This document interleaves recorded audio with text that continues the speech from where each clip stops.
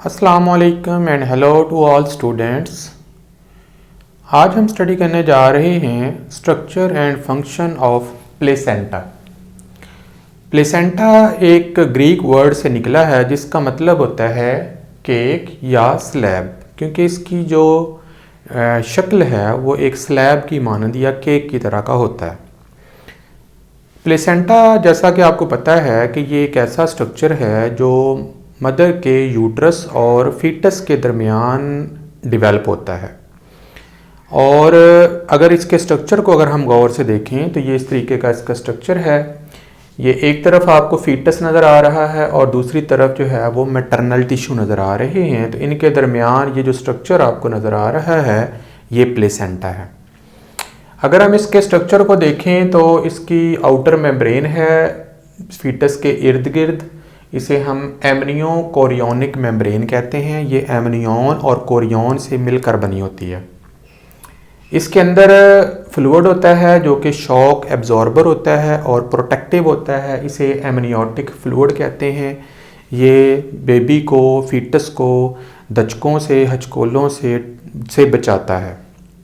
इसके अंदर जो फीटस है उसकी डेवलपमेंट हो रही है और यहाँ पर एक मैटरनल टिश्यू है जो कि यहाँ पर आपको नज़र आ रहा है। इसे यूट्राइन वॉल भी कहते हैं। ये यूट्रस की दीवार है। तो फीटस और मदर के दरमियान में जो ये जो स्ट्रक्चर आपको नज़र आ रहा है इसे प्लेसेंटा कहा जाता है। तो दोनों के दरमियान, फीटस और मदर के दरमियान कनेक्शन बनाने के लिए फीटस की बॉडी से जहाँ पर बेली बटन होता है पेट के ऊपर, एब्डोमेन के ऊपर, वहाँ से एक कॉर्ड निकलती है जिसे उम्बिलिकल कॉर्ड कहते हैं। इस उम्बिलिकल कॉर्ड के अंदर दो उम्बिलिकल आर्टरीज होती हैं और एक उम्बिलिकल वेन होती है। 2 आर्टरीज एंड 1 वेन।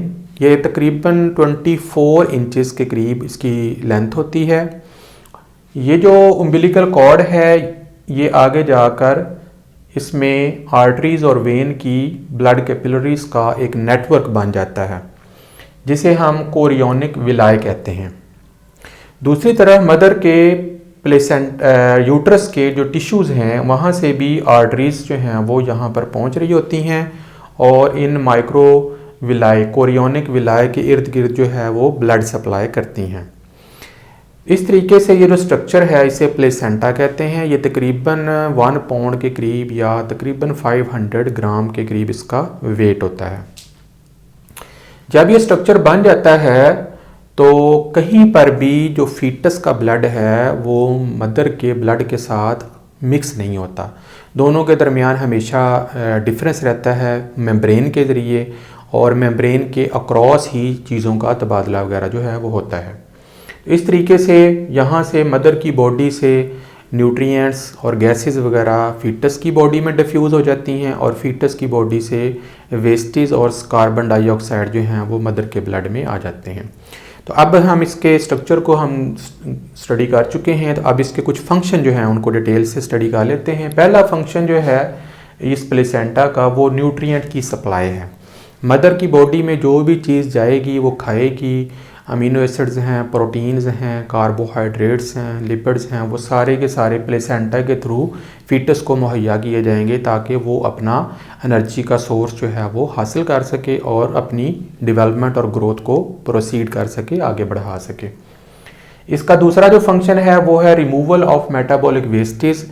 फीटस की बॉडी में पैदा होने वाला यूरिया, यूरिक एसिड और क्रिएटिनिन जो है उसको वहाँ से रिमूव करने के लिए भी ये उम्बिलिकल कॉर्ड के ज़रिए प्लेसेंटा में आ जाता है और यहाँ से प्लेसेंटा के ज़रिए मदर के ब्लड में आ जाता है वेस्टेज, और वहाँ से वेस्टेज जो हैं वो यूरिन के ज़रिए मदर की बॉडी से, जिस्म से खारिज हो जाते हैं। तीसरा जो फंक्शन है वो प्लेसेंटा का वो है फिल्टरिंग माइक्रो ऑर्गेनिज्म जो हैं जैसे वायरसेस हैं, बैक्टीरिया हैं, इनको भी ये फ़िल्टर करता है ताकि बेबी को या फीटस को किसी किस्म के ख़तरनाक जरासीमों से बचाया जा सके। इसके अलावा ये सक्रीट करता है एक हार्मोन जिसका नाम है HCG, या इसे ये प्रोजेस्टेरोन हार्मोन को भी स्टिमुलेट करने वाला हार्मोन कहा जा सकता है। इसका नाम है human chorionic gonadotropin. Human chorionic gonadotropin hormone है। ये एक तरह का प्रोजेस्टेरोन का रोल अदा करता है। ये दोनों हार्मोन मिलकर प्रेगनेंसी को मेंटेन रखते हैं। अगर इनमें से एक या दोनों हार्मोन्स की कमी हो जाए या ये प्रोड्यूस होना बंद हो जाए प्लेसेंटा के अंदर या कॉर्पस ल्यूटियम के अंदर, तो मिसकैरेज हो जाता है या बेबी जो है वो वक्त से पहले पैदा हो जाएगा और उसकी डेवलपमेंट जो है वो कंप्लीट नहीं हो सकेगी। तो ये प्रेगनेंसी को मेंटेन करने के लिए ये हार्मोन ज़रूरी हैं।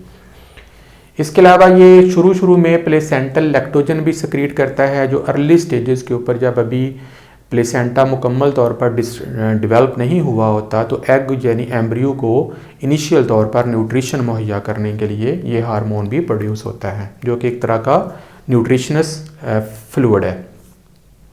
इसके अलावा ये एक्सचेंज ऑफ गैसेस में इस्तेमाल होता है। ऑक्सीजन जो है वो डिफ्यूज़ करके फीटस के ब्लड में चली जाती है और फीटस के ब्लड से CO2 जो है वो डिफ्यूज़ करके मदर के ब्लड में आ जाती है। तो इस तरीके से ये तमाम इसके स्ट्रक्चर और फंक्शन जो हैं वो हमने डिस्कस किए हैं। आई होप कि ये क्लियर हो गया होगा। See you in the next lecture. अल्लाह हाफिज़।